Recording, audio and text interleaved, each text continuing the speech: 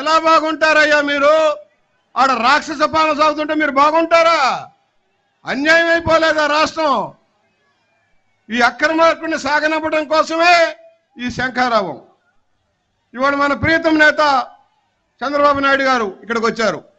ఇందాక ఎండ మండిపోయింది, ఇప్పుడు ఏంటి చల్లబడిపోయింది? దేనివల్ల? చంద్రబాబు గారి వల్ల. ఈ రాష్ట్రం సుభిక్షంగా ఉండాలన్నా, అభివృద్ధి చెందాలన్నా, పేదరిక నిర్మూలన జరగాలన్నా, అన్ని బడుగు బలహీన వర్గాలకు న్యాయం జరగాలన్నా మరలా చంద్రబాబు గారే ముఖ్యమంత్రిగా రావాల్సిన అవసరం ఉంది. ఎవరు రావాలి? ఎవరు రావాలి? సిబిఎన్ రావాలి. దానికి అగ్నికి ఆజ్యం పోసినట్టుగా ఎవరున్నారు పక్కన? పవన్ కళ్యాణ్ గారు ఉన్నారు, మర్చిపోకండి. చంద్రబాబు గారు, పవన్ కళ్యాణ్ గారు, తెలుగుదేశం జనసేన సారథ్యంలో ఈ రాష్ట్రంలో మంచి ప్రభుత్వం రావాలని, ఈ రాష్ట్రం బాగుపడాలని కోరుకుంటా ఉంది. ఎక్కువసేపు నేను మాట్లాడకుండా బ్రీఫ్గా మన నియోజకవర్గానికి సంబంధించి ఎన్నెన్నో సమస్యలు, 4.5 సంవత్సరాలుగా అభివృద్ధి లేదు, కనీస సహకారం లేదు. 2 కోట్లు గ్యారంటీస్తే కాంట్రాక్టులు పనిచేయని దౌర్భాగ్యస్థితిలో ఉంది. జల మిషన్ ఇంటింటికి నీరు ఇవ్వాలని చంద్రబాబు గారు మొదలు పెడితే దాన్ని రద్దు చేశాడు ఈ జగన్మోహన్ రెడ్డి. ఇంటింటికి నీరు వస్తా ఉన్నాయా? పథకం అమలవుతా ఉందా? 6,200 ఇళ్ళు, డబుల్ బెడ్రూమ్ ఇళ్ళు చంద్రబాబు గారు కట్టించారు మన నియోజకవర్గంలో.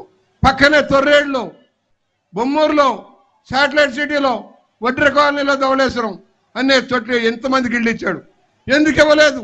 ఎందుకు ఇన్ఫ్రాస్ట్రక్చర్ చేయలేదు? 36 లక్షల మందికి ఇళ్ళు ఇస్తానని దగా చేసి 4 తీసుకోవడానికి పనికిరాని పట్టాలు ఇచ్చి కనీస ఆవాసాన్ని కల్పించిన దౌర్భాగ్య స్థితిలో ఉన్నాం మనం. రహదారులు లేవు, అభివృద్ధి లేదు, ఉద్యోగాలు లేవు. ఇలాంటి దౌర్భాగ్య పరిపాలన సాగనంపాలంటే కలిసికట్టుగా మనం కృషి చేయాలి. నేను ఎక్కువ సమయం ఎందుకంటే మనం రెగ్యులర్గా మాట్లాడుకుంటాం. అవినీతి అక్రమాలకు కేంద్ర బిందువు అయిన ఒక ఫ్రాక్షన్ రాజకీయవేత్త, ఒక శాడిస్టు జగన్మోహన్ రెడ్డిని సాగనంపాలంటే మనందరం కలిసికట్టుగా ముందుకు సాగాలి. చేయి చేయి కలిపి ముందుకు సాగాలి.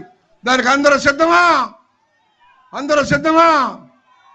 వేలాదిగా తరలి వచ్చిన మా సోదరిమణులకి, సోదరులకి, వివిధ నియోజకవర్గాల పెద్దలకి, అందరికీ, కార్యకర్తలకి న్యాయం జరగాలంటే తెలుగుదేశం రావాలి, చంద్రన్న రావాలి. చంద్రన్నకి మన మద్దతు ఇద్దామా? చంద్రన్నకి మన మద్దతు. ఇప్పుడు ఆంధ్ర రాష్ట్ర భవిష్యత్తుని తీర్చిదిద్దగలిగిన రాబోయే రోజుల్లో రాష్ట్ర ప్రగతికి పునాదులు వేయటమే కాదు, రాష్ట్రాన్ని సుసంపన్నం చేయడం కోసం అహర్నిశం తప్పించి తన ఆరోగ్యాన్ని, తన వయసుని కూడా లెక్క పెట్టకుండా రాత్రింబవళ్ళు కష్టపడి దూరదృష్టితో, విజన్తో ముందుకు సాగుతున్న చంద్రబాబు గారు ఈ రోజున మన ముందుకు వచ్చారు. ఆయన కడే కష్టంలో మనం 10వ వంతైనా పడదాం. ప్రతి ఒక్కరూ 10వ వంతైనా కష్టపడదాం.